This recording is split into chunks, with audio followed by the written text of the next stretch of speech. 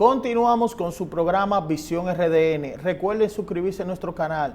Ya tenemos más de 45,000 suscriptores, rumbo a los 50,000 suscriptores y tenemos más de 7 millones de reproducciones. También visiten el medio digital reddenoticias.online, que tiene ya 750 millones de visualizaciones.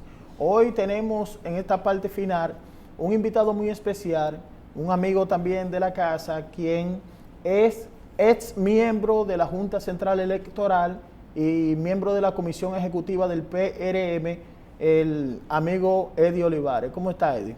Muy bien, Ariel, contentísimo como siempre de estar en el programa que cada día crece y se convierte en una verdadera tribuna de la democracia dominicana. Sí. Y tengo que aprovechar para felicitarlos a ustedes por ese excelente trabajo que cada día consolida este programa, su canal digital como medios que son de un aporte muy significativo para el pueblo dominicano. Claro, para nosotros es de beneplácito tenerlo aquí y sabe que también cuenta con la producción de este programa siempre desinteresadamente. Gracias. Y con el objetivo de que se hagan cosas mejores como usted siempre la ha representado. Muchas gracias. Eddie, hay un tema muy importante que yo quiero tocar con usted, varios temas, pero hay uno importante para edificar al público, que usted hablaba sobre el posible voto militar,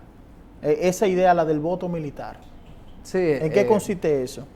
Bueno, en ocasión de la reforma de la Constitución de la República, que forma parte del catálogo de leyes que se pretende reformar dentro del marco de las reuniones del CES, yo pienso que es sumamente importante que en la reforma se establezca el derecho de los militares y policías al ejercicio del sufragio.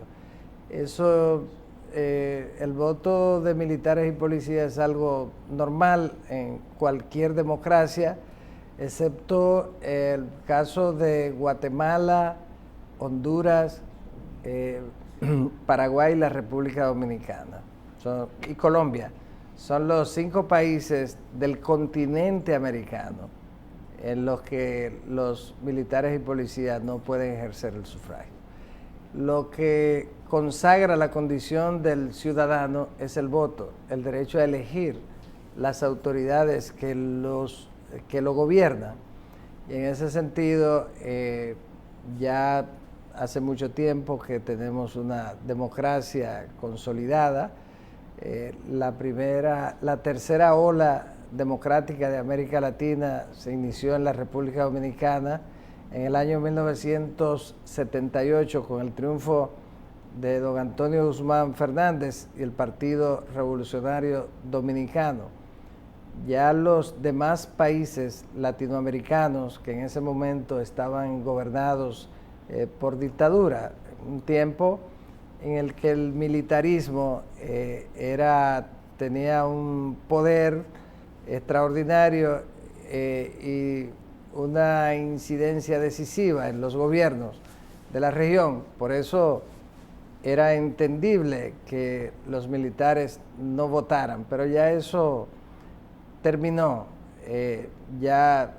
Los militares están en condición de votar, ya no existe el militarismo de ese tiempo y por lo tanto yo pienso que la reforma de la Constitución muy bien podría establecerse el voto de los militares, que es un derecho constitucional que ellos tienen. Eso no quiere decir, hay que aclarar, que puedan hacer campaña política, no lo pueden hacer. Que puedan públicamente pronunciarse en relación con la política, tampoco lo pueden hacer. Sencillamente ir a votar. No, ejercer el voto. El sufragio activo, que es el derecho a elegir. Pero no pueden ni hacer campaña, ni mucho menos ejercer el sufragio pasivo, que es el derecho a ser elegido. De modo que de eso se trata, es un tema, somos uno de los últimos países que mantienen esa prohibición y yo pienso que se debe aprovechar esa reforma en caso de que finalmente se produzca para borrar de la Constitución de la República ese impedimento. Sí, ahora que usted toca el tema de la reforma, Eddie, hay un tema, Montesquieu en el espíritu de la ley habla de la separación de los poderes del Estado, el ejecutivo, el judicial y el legislativo, y el artículo 4 de la Constitución habla de la separación de los poderes, que cada poder tiene que tener su independencia y no puede tener intromisión sobre otro poder. El presidente Abinader, el pasado 18 de agosto, hablaba que dentro de la reforma constitucional va a someter una reforma a la justicia para que sea escogida de otra forma y sean escogidos estos jueces o la parte de la justicia que sean independientes. ¿Qué lectura usted le da a eso?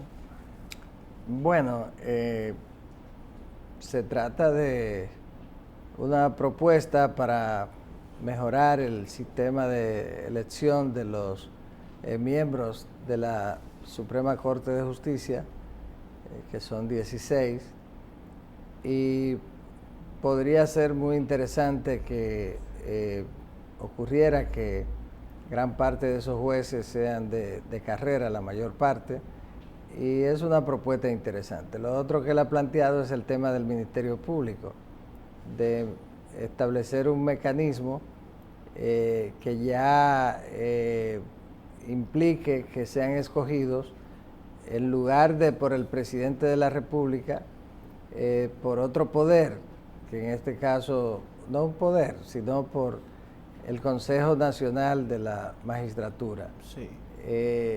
Bueno, es una propuesta.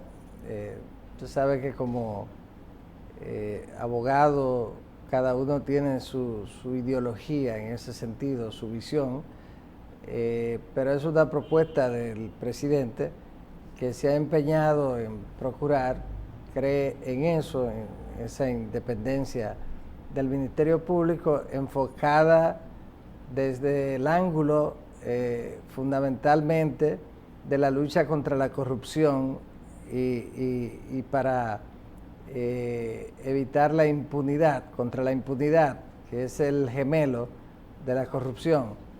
Y en ese sentido es un planteamiento interesante. Hay otra corriente clásica que establece la persecución del crimen. Es una atribución que siempre debe ser exclusivamente del Ejecutivo, del presidente, y sobre todo en un sistema presidencialista. En ese sentido, se plantea siempre que la designación de la cabeza del Ministerio Público debe provenir del presidente de la República.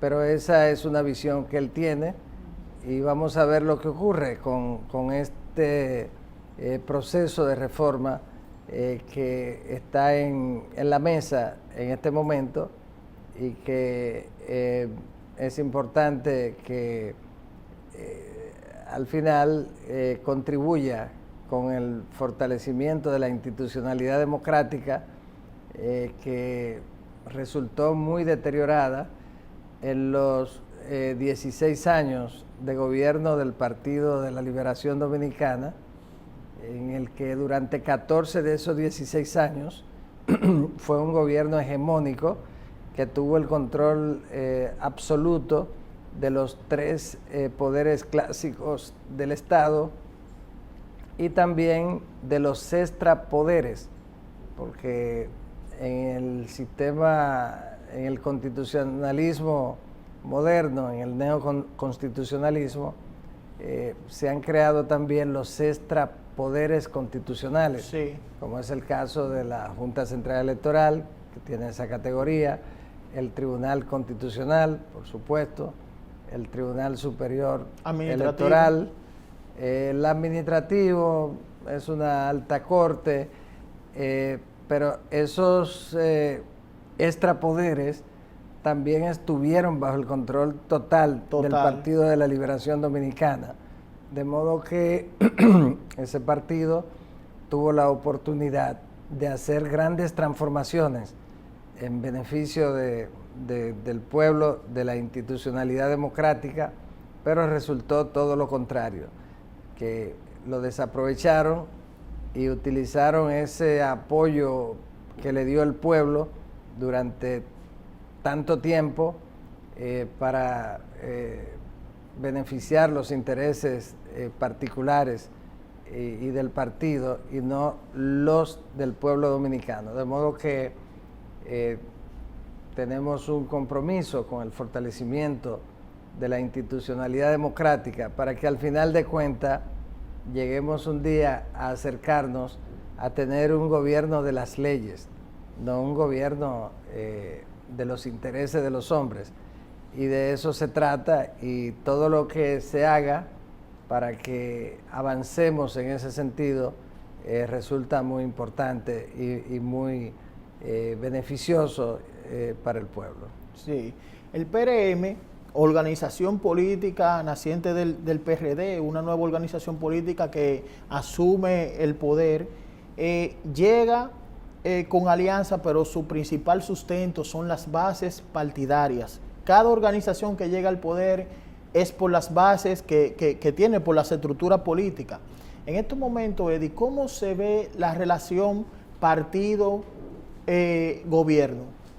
Ariel, no solo eso.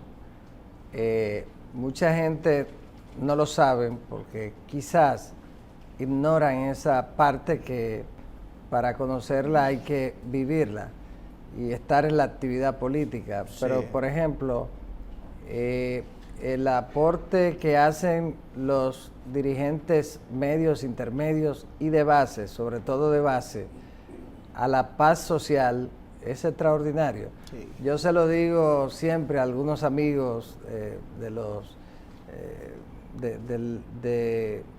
del plano económico y reacciona, pero es verdad.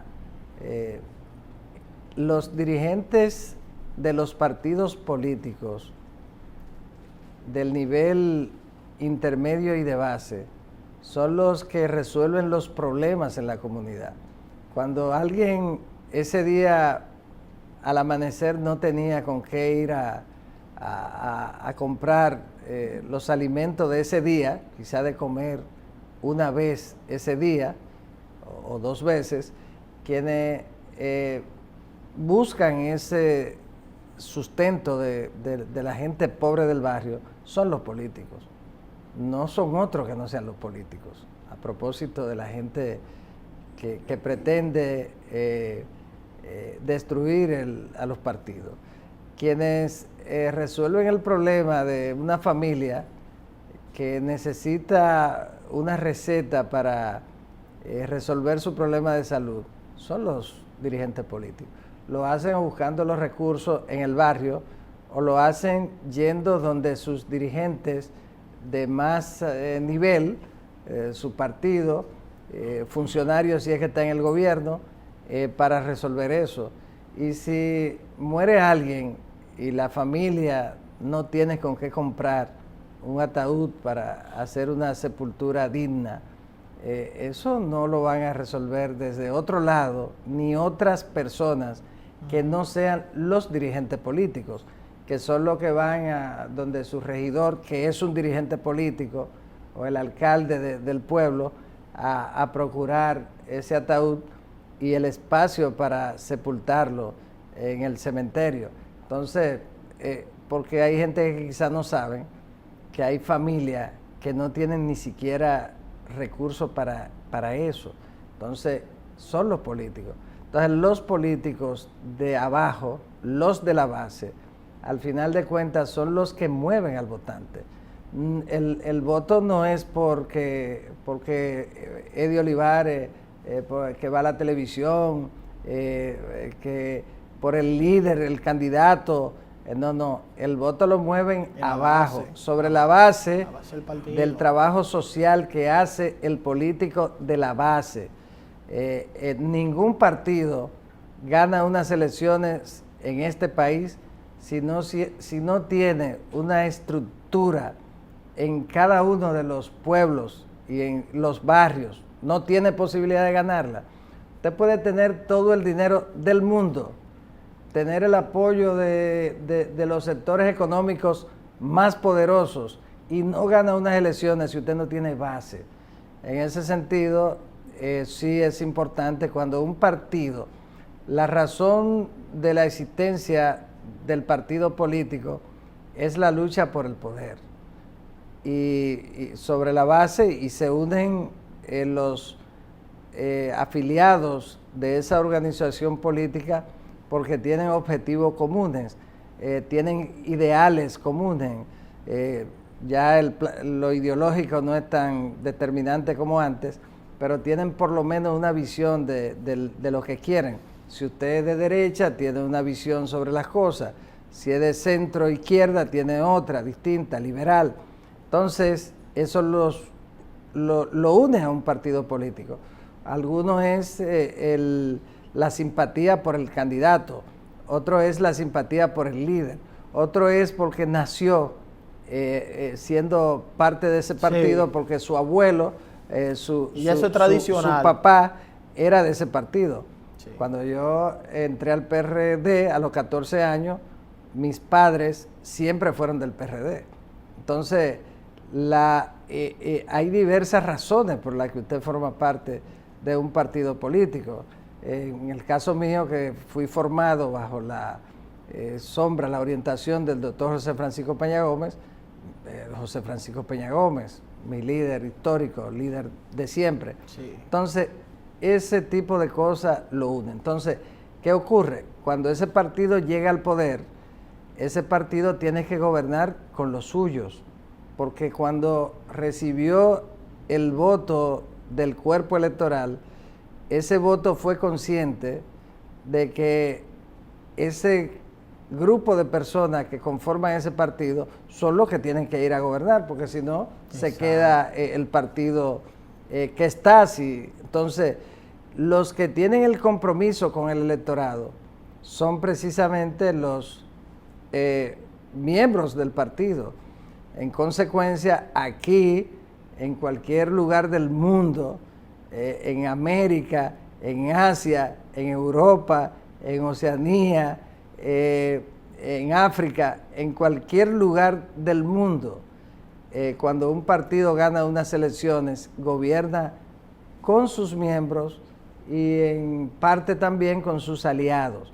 De eso se trata. En los regímenes parlamentarios, mucho más. Sí. Pero eso es normal, por lo tanto, lo lógico es que los miembros del Partido Revolucionario Moderno, sobre todo sus dirigentes de base, entren a formar parte de su gobierno, porque ellos son los que tienen el compromiso, los que tienen el mayor propósito del éxito de ese gobierno. Si usted gobierna con los miembros del partido que lo adversa, usted gobierna con el PLD, esos PLDistas que ocupan posiciones, lógicamente no todos, pero la mayoría de ellos van a brindarle un servicio a los usuarios de la administración pública, un servicio displicente, por lo menos. No van a procurar que el ciudadano salga satisfecho con el servicio que le brinda la administración. Entonces, igual, ¿por qué? Porque ese empleado, funcionario del gobierno que pertenece al Partido de la Liberación Dominicana, quiere que su partido vuelva al poder. Entonces, en ese sentido puede ser lo mismo ocurre con los de la Fuerza del Pueblo. ¿Qué quieren los de Fuerza del Pueblo? Que Leonel Fernández vuelva a ser presidente de la República. Entonces, si tú lo dejas en la administración, no vas a cambiar de posición porque tú lo dejaste. Eso no es verdad. En consecuencia, tú necesitas que la mayoría fíjese que no estoy diciendo absolutamente todos los empleados y funcionarios públicos, no. La gran mayoría de los funcionarios y empleados de la administración deben ser los que trabajaron para que ese partido llegara al poder, los que movilizaron a los electores hacia las urnas, que son los dirigentes de base, y eso ha sido así siempre, no hay forma de cambiarlo. Si el PLD retornara al poder, que ojalá sea dentro de 20, 30, 40 años. 50. Bueno, Leonel decía que era en el 2044 que iban a salir, por eso a mí no me gusta, pero Leonel decía el 2044 con el bicentenario, pero el pronóstico de él falló.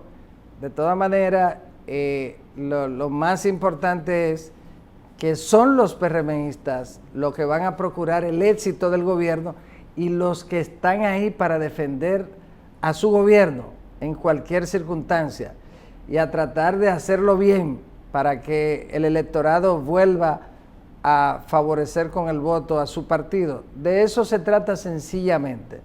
Pienso que ya el compañero presidente Luis Abinader ya ha asumido la situación y hay la voluntad de que eso se resuelva y se va a resolver, se resolverá sin lugar a dudas. Entonces los PLDistas que están en puestos estratégicos en estos momentos vienen siendo caballos de Troya dentro de el gobierno del PRM. Bueno, pero es que tiene que serlo. Si usted es un militante de un partido, usted tiene que serlo siempre. Sí. Esa es la fidelidad al partido. Si usted se quedó en un cargo estratégico, ¿qué usted cree que va a hacer el que se quedó? Si hay situaciones, va a ir a informárselo a su líder político. Sí. Si va a brindar un servicio, no lo va a brindar como cuando está su partido. Lo va a brindar para que el ciudadano se retire inconforme con el trato.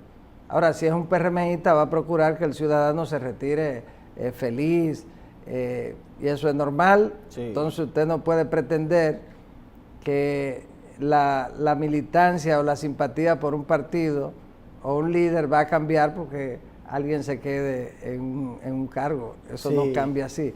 De modo que hay que ver el contexto, la situación.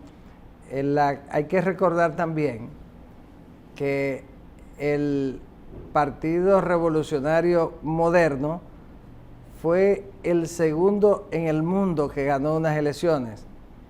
Primero fueron las elecciones en Corea del Sur, pero fueron legislativas. Las primeras elecciones en el continente americano fueron las que se hicieron aquí en el nivel municipal. Luego, en medio del COVID, me refiero. Sí, en medio de la pandemia. Las segundas elecciones, las primeras elecciones presidenciales que se hicieron en el mundo fueron las nuestras, en la que fue elegido el compañero Luis Abinader como presidente.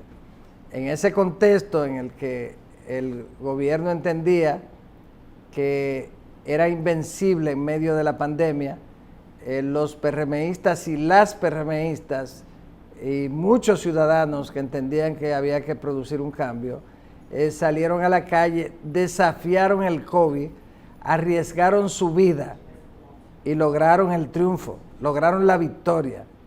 Y eso que se la jugaron, tienen que ir al gobierno. Claro. Entonces, y van a ir al gobierno. Entonces, pero no es para cobrar un sueldo, es porque tienen que ser ellos los que estén ahí para contribuir a que tengamos un buen gobierno. Entonces, el compañero Luis se enfrentaba a dos desafíos fundamentales, pero el primero era el de preservar la vida de los y las dominicanas. Era un momento dramático, difícil, que había que tener mucho valor para asumir el gobierno en una situación como esa. Sí. Él lo hizo y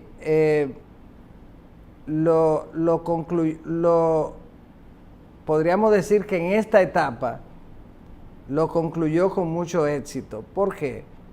Porque esta etapa fue la de las vacunas, y siendo la nuestra una economía pequeña, él logró, con un gran esfuerzo, obtener la totalidad de las vacunas para inocular a los residentes de la República Dominicana. Sí. Y lo logró, lo que no lograron otras naciones con economías mucho más poderosas. De modo que pasó esa primera gran prueba, ese primer gran desafío, lo pasó con nota sobresaliente. Y luego el otro desafío, el que se está enfrentando ahora, es el económico, que se profundizó más como consecuencia de la irresponsabilidad de los gobiernos del Partido de la Liberación Dominicana, de Danilo Medina y de Leonel Fernández. Y en ese sentido, todas esas reformas que debieron haberse hecho hace 12 años, algunas, otras 10 años, no se hicieron, y el compañero Luis ha decidido asumir con mucha responsabilidad ese tema, y yo pienso que este gran desafío relativo a la crisis económica también terminará con éxito, porque hay una voluntad firme del compañero Luis, del partido, de su liderazgo, de hacer un gobierno para el bienestar del pueblo dominicano, reencauzar el país hacia un gobierno en el que los fondos del pueblo vayan al pueblo. Sí, Eddie, le doy muchas gracias por participar en nuestro programa. Sabe que las puertas siempre van a estar abiertas aquí. Cualquier tipo de proyecto que emprenda, que decida emprender, sabe que cuenta con nosotros desinteresadamente. Usted es una persona que dentro del PRM es de la que tiene un perfil muy serio en la sociedad, y se vio ya cuando se estaba pidiendo usted que muchas personas de diferentes clases sociales lo apoyaban, porque entendía que usted es un hombre que se ha mantenido vertical en la sociedad y que no se ha doblegado en su principio. Yo lo felicito y sabe que este programa es suyo. Muchas gracias, Ariel. Muy amable y un gratísimo placer. Sí, como siempre le digo, hasta la próxima.